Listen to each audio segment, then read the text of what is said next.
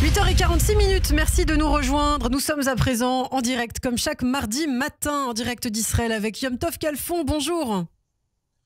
Bonjour Ilana. Merci d'être avec nous et bonne année civile à vous, Shana Tova 2025, comme on dit, Yom Tov. Alors on revient à l'actualité en Israël avec vous parce que en ce début d'année 2025, il est important pour vous de mettre les points sur les i. Il est temps de mettre fin à ce mensonge de l'occupation israélienne des territoires palestiniens.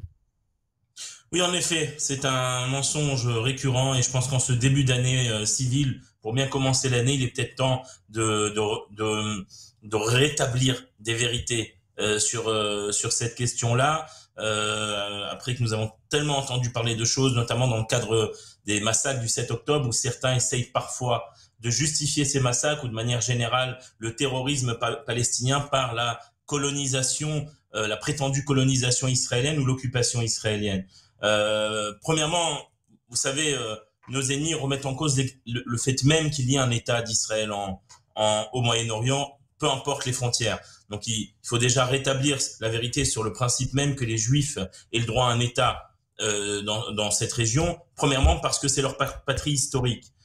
Et ça a été prouvé, documenté par l'archéologie, par l'histoire, que de moins 1200 avant Jésus-Christ jusqu'en l'an 135 après Jésus-Christ, il y avait un État, des États, des royaumes juifs, royaume d'Israël, royaume de Judée, dans cette région. Donc, premièrement, nous avons un droit historique sur cette région.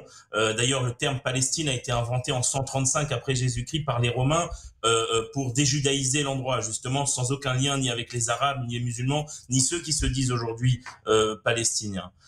Et puis, contrairement à ce qu'on entend souvent, l'État d'Israël, ce ne sont pas des colons européens arrivés ou des suites de la Shoah, comme parfois j'entends, mais en réalité c'est un projet qui a plusieurs siècles. Les Juifs ont toujours, malgré les expulsions romaines du IIe siècle, les Juifs sont toujours restés présents en partie sur cette terre et ont tenté à plusieurs reprises au cours de l'histoire de récupérer leur indépendance perdue durant le Moyen-Âge et de manière plus concrète à partir de la fin du XIXe siècle avec évidemment le renouveau du sionisme. Mais il faut savoir que contrairement à ce qu'on croit, le projet sioniste avait déjà quasiment abouti au cours de la Première Guerre mondiale. Après, en réalité, la défaite de l'Empire ottoman qui a été démantelé lors de la conférence de Paris de 1919, les organisations sionistes étaient présentes et ont déposé leur demande de créer un État d'Israël en correspondance avec ce qu'on appelle la déclaration Balfour,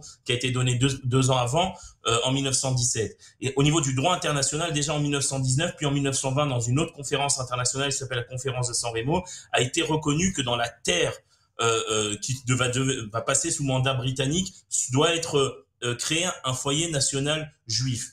Dans quelles frontières on parle à cette époque-là? On parle des frontières de l'actuel État d'Israël, mais aussi de ce qu'on appelle les territoires conquis en 1967, mais aussi de la Jordanie, sachez-le. Ça, c'était le territoire qui était prévu déjà en 1920 par la communauté internationale pour la création du foyer national juif, donc pour la création de l'État d'Israël.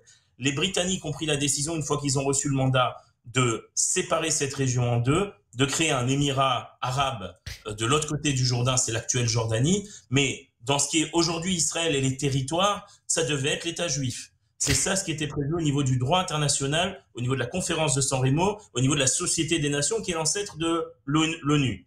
Et il faut savoir, donc au niveau du droit international, de dire qu'Israël n'a aucun lien avec ces terres, y compris les terres de Judée-Samarie, c'est vraiment en contradiction avec le droit international.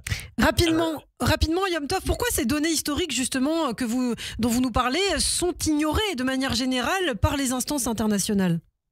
Alors, non seulement elles sont ignorées, mais il y a aussi une grande hypocrisie au niveau des instances internationales. Parce que je vais vous donner une autre donnée, Ilana. Au niveau du droit international, il y a une règle qui s'appelle, je vais vous le dire en latin, uti posseditis juris.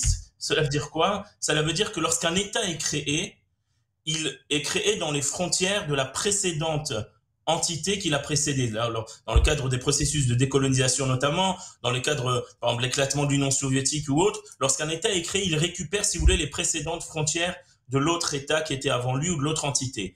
L'État d'Israël qui a été créé en 1948 a été créé sur les frontières du mandat britannique. C'est-à-dire que le mandat britannique de 48, on a vite parlé d'un plan de partage qui a été voté à l'ONU comme un plan, comme une proposition, mais qui a été rejetée par la partie arabe, puisque l'État arabe n'a pas été créé. Ça veut dire que lorsque l'État d'Israël a été créé le 14 mai 48, il a été créé dans les frontières du mandat britannique. Et selon cette règle du droit international, l'État d'Israël en réalité récupère les frontières du mandat britannique, donc y compris la Cisjordanie, la Judée-Samarie, la bande de Gaza, au niveau du droit international, puisque les Arabes ont refusé le partage et ont refusé de créer un État.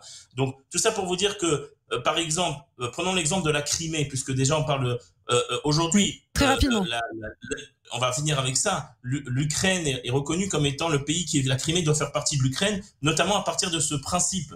Donc la grande hypocrisie de la communauté internationale, c'est que la communauté internationale reconnaît souveraineté à l'Ukraine sur la Crimée, à partir de ce principe de droit international, mais ne le reconnaît pas à Israël sur la Judée-Samarie. Donc, une grande hypocrisie, et c'est pour ça que c'est ce qu'on fait ce matin, il ne faut pas hésiter à le dire, Israël est dans son droit le plus total. Merci beaucoup Yom Tov Kalfon, merci et à très bientôt sur Radio J.